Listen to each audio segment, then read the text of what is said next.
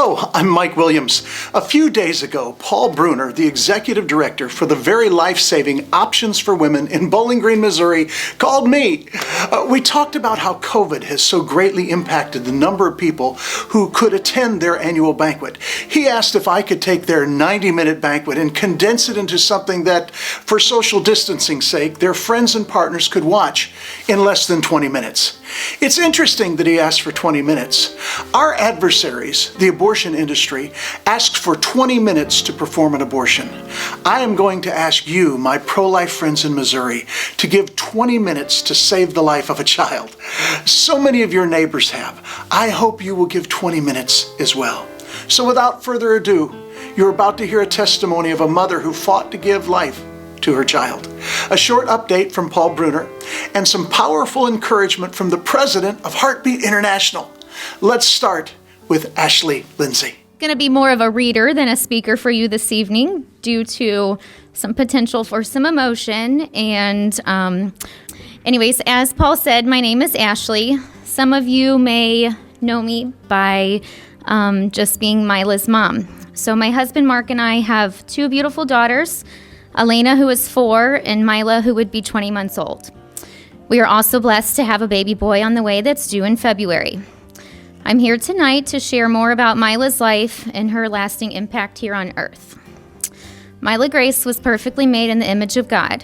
We knew that from the day we learned we were pregnant. At our 20-week ultrasound, we learned that Mila had hypoplastic right heart syndrome, which is a small, underdeveloped heart on the right side. We were told that having just a half of heart meant that our sweet girl may never make it to birth. My doctor encouraged doing blood work for genetic testing and explained that the results would be helpful in deciding the course of the pregnancy. Those words were harsh and raw and painful to hear. We just received some of the most devastating news about our daughter, and my doctor wanted to hint around at abortion.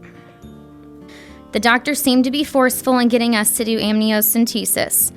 When we asked why we would do that and how it could help our baby, the doctor explained that it would just help parents in deciding whether to change the course of pregnancy. Now, this was the third time we had heard this. 3 different doctors all making suggestions at abortion. At this point, I had enough and couldn't keep quiet and contain my emotions any longer. The tears came rolling as I explained to the doctor that this baby was a gift and that it wasn't our place to determine whether our baby would live or die. I couldn't end our daughter's life because she wasn't seen as perfectly healthy in the medical world. I told them to write it in my file that I did not want to hear this suggestion anymore. I think I made my point because that was the last time we heard those words. Mila Grace was born on Tuesday, February 5th, 2019 at Barnes Jewish in St. Louis. We chose the name Mila Grace for a couple reasons. We think of Mila as my little angel and Grace for God's grace in giving Mila to our family. Mila spent about 50 days in the hospital, and the remainder of her life she was at home, being loved, snuggled, and cared for to the best of our ability. She was happy, easygoing, and content. She loved her sister and all the attention that she received from Elena. She enjoyed watching TV, especially Mickey Mouse Clubhouse with her sister. She loved rocking, singing, and reading books. She especially liked her toys and lights with lights and music. Mila always enjoyed bath time, and she liked to be outside. She also loved sucking her thumb. She loved the life she was given, for she didn't know any different. It was on Sunday, September 29th, 2019, that Mila gained her wings at home, surrounded by her family. My husband and I have often focused our prayers in that God would use Mila's story as a testimony to others that life is valuable. All life is a precious, treasured gift from God. I pray that at least one doctor saw the beauty in Mila's life and will no longer suggest termination to other families faced with a complicated pregnancy. It is because of Mila that I am here before you tonight, speaking about the beauty and value of all life. Mila forever made our family have more understanding, compassion, and want to be more generous to others. She taught us to love harder, pray more diligently, and to hand our struggles and fears to our Heavenly Father. She taught me to be tougher and to be able to handle medical things. She brought Mark and I closer together as her parents. Mila taught us to cherish each and every day that God gives us on this earth. These lessons were all blessings that came to us, yet again, because of Mila's life. For these reasons, I know that Mila was created perfectly and beautifully in the likeness of God. He had a special plan for Mila, as he does for each one of us. I felt compelled to share Mila's life story with you as a means of sharing more about our journey, our faith, our hope, and our trust in God. I share her story as a way of hoping to touch someone who needs to hear about life and how valuable it is. I share Mila's story with you because I feel that is what she would want me to do. I feel very strongly about choosing life, and that is why I'm here tonight, like each of you. On behalf of Mila, thank you for standing up for life, and thank you for supporting Options for Women.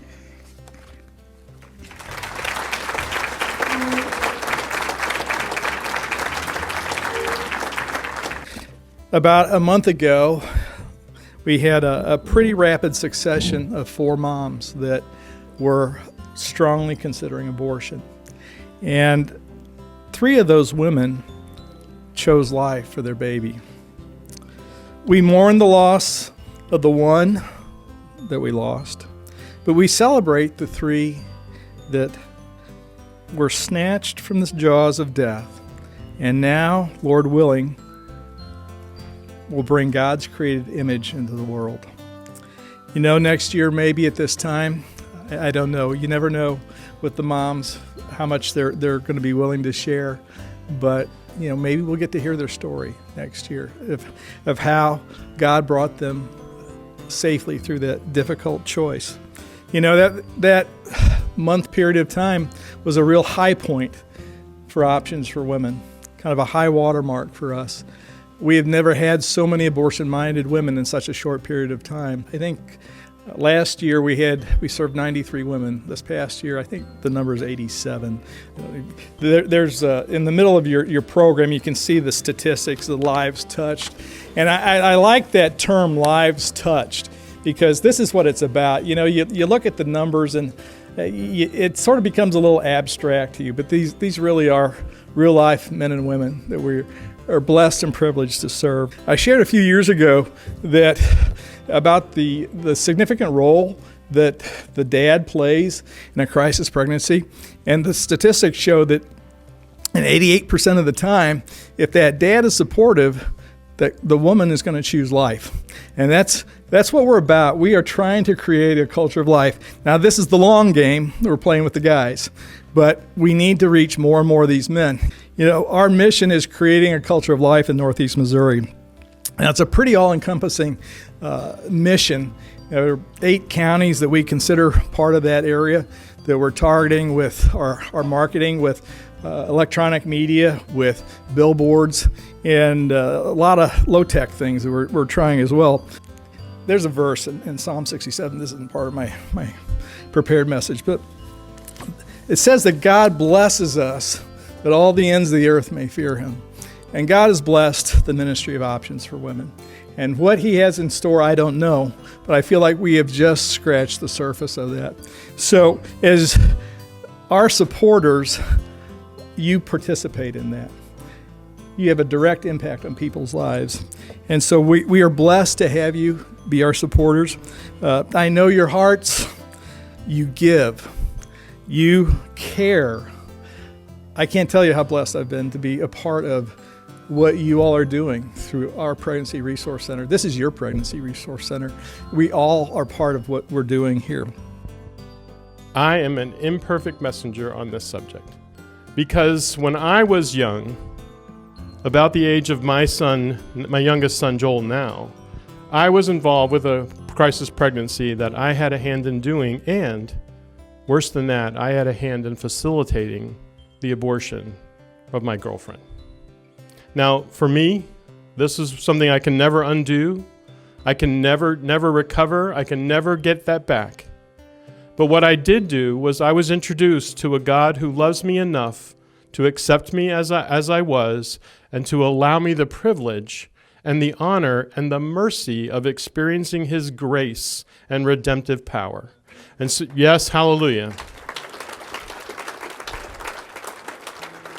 But the pastor had another point to make, and then he said this. He said, abortion is a gospel issue. And let me tell you, the moment he said that, my heart was penetrated to the core. And my own history, my own account, my own accountability in that moment, the reality of the issue, the impact of something that I had contributed to and participated in, all of that became very clear to me in like this moment and this instant in time. And actually, he was on a mission. He was encouraging our church to get involved. And so that afternoon, we literally left church and we went and picketed an abortion doctor in our area. This is South Florida. And so I went to church as a pro-choice by default person, and then in the morning I was pro-choice, and in the afternoon I was a pro-life activist. Serious. Because the number one killer in our land for many years, decades even, has been abortion. Hands down. In some years, if you go back a few years, it was more than cancer, heart disease, and there was another one in there that I can't remember at the moment, put together. Because the first state, by the way, to legalize some form of abortion was the state of Colorado. And it was quickly followed by California, New York, North Carolina, and some other states. By the time, this was 1967, sorry. And then in 68, there was this little thing that happened. Well, I'm gonna get back to that because that's the other side of the story. So what happens in 67 is abortion begins to be slowly unleashed on our land. And while we talk about Roe versus Wade in 1973, by that time, 29 states had already had abortion laws where abortion was happening to some degree in their states. In some places, that was still illegal, and there were actually abortion tourism going on, where the women were actually getting on chartered planes. But this was the condition. So in 1973, when the Supreme Court unleashes Roe versus Wade on our land, what happens? Well, we already have the beginnings of this abortion industry, which I will refer to as big abortion. Now there's a player in the midst of big abortion that's called Planned Parenthood, and if any of you are unaware, Planned Parenthood is the number one abortion provider in all of the U.S. 324,562 abortions last year, according to their own annual report. So they are the number one provider. No one else collectively comes even close. They have 380 abortion clinics by themselves. The next brand that is next to them has 25. So they are far and away the leader in our land for this one issue.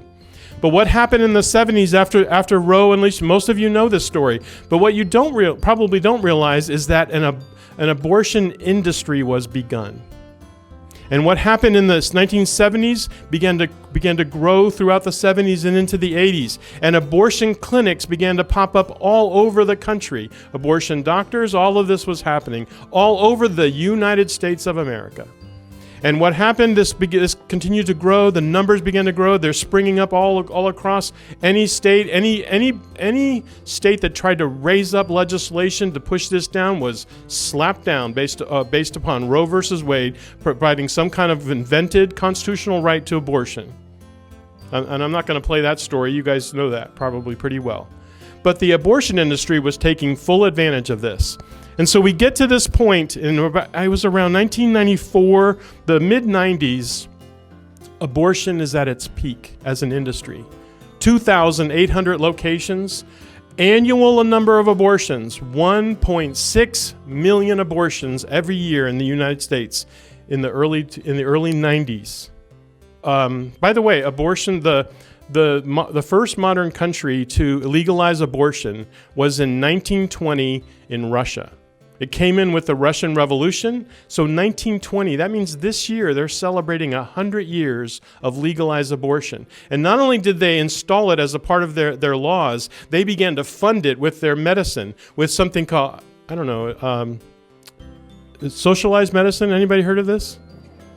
Yeah. That's what Russia did. They did that. And I had a chance to visit. I was speaking in Moscow a while back, and I learned when I made that visit that the average woman in Okay, for you math folks, just think what that means. The average woman in Russia has had 7 to 9 abortions. So, in 1968, the very first crisis pregnancy center opened. Now, we don't call ourselves that, but that's what it was known as then. Crisis Pregnancy Center actually began in Toronto, 1968. First one was in Canada. And some people in the U.S. got a hold of that. They're like, this is a great idea. And so many of the early pro-life people, the early pregnancy help people, were doctors, were nurses who were encountering pregnant women like Ashley. And they wouldn't be the ones to do what they did. In fact, what Big Abortion did, that's what I wanted to draw out, is what Ashley encountered was an abortion bias that has permeated our medical healthcare system, to where they look at the issue and they see abortion as a solution to a problem rather than an obstacle to overcome. Right? And I can point you to the years 83, 84, 85, when suddenly the spike began, when pregnancy centers began to open across this land. And then I can show you that those, not only did they begin to peak at that time, but they began to grow more and more. And we were adding not just dozens, but hundreds every year. And then in that mid-90s, something happened. The 2,800 abortion clinics began to decline. The number of abortions in our land per year began to decline, because the pregnancy centers were on the rise. And in 1996, something occurred. In 1996, we finally had one more pregnancy center in the U.S. than there were abortion clinics. So we have work to do. And the best thing that we have to offer, the most powerful thing that we have, is we love. We love them into a life decision. We don't coerce them. We don't sell them life. We don't have to. We know that God has already put it in their hearts. He's already put the power within them to do it. We just come along and say, I believe in you. I believe in you. And thank God that's what God has done for us. He believes in us. Our time is almost up, and I appreciate your willingness to save the life of a child. So many people are pro-life in name only. You are people of action. You are the partners for life that cause lives to be saved. Thank you. This year, with all the COVID fears, abortions are up by 40% across the country. Your pro-life center needs you now more than ever. I believe that we can count on your monthly partnership this year to save lives. Please go right now to the website listed below and make any monthly donation of any amount to Options. A little FYI, a partnership of $59 a month will allow you to be the sponsor of one mother or child that comes through the center. Imagine knowing that you took care of one. Wow, that's pro-life. Maybe you could partner with a larger gift of $1,000 or $5,000. Know that every gift of every size matters for life. If you have any questions, please call the number listed on your text page. Please go right now to the website and declare that you are truly Save a Life Pro-Life with your 2020 life-saving partnership. As you are completing your partnership, we close our time with a message from a mom and her 2 daughters that I think will inspire you. Thanks for being a lifesaver. Every Christian mom looks for ways to teach her children how to follow God and serve Christ. My husband and I are so thankful that the Pregnancy Center helps us do just that. We read the newsletter every month with the girls and talk about the issue. It helps us instill in them a Christian worldview. So let me start off by saying thank you. We celebrate knowing that our family's monthly gift partnership is going to mean that a child is alive or a mother's life is brought to the Christian faith. My sister and I love to help fill baby bottles every year for the center. We challenge each other to see who can fill the most. And I usually win. Oh, come on now, be honest. That's because you turn all those paper dollars into copper pennies. I used to be embarrassed to tell my friends that I was pro-life. But now that I'm in high school, I am finding a lot more teens just like me. Don't let the media fool you. Most of my public school friends are pro-life. Like you and your family, we are part of a great team of pregnancy center partners who make sure that pro-life is more than just a political phrase. Our monthly partnership means that a child will have a birthday. We want to invite you to be part of the many neighbors who are joining together to support life. Together, we save lives. Thank you.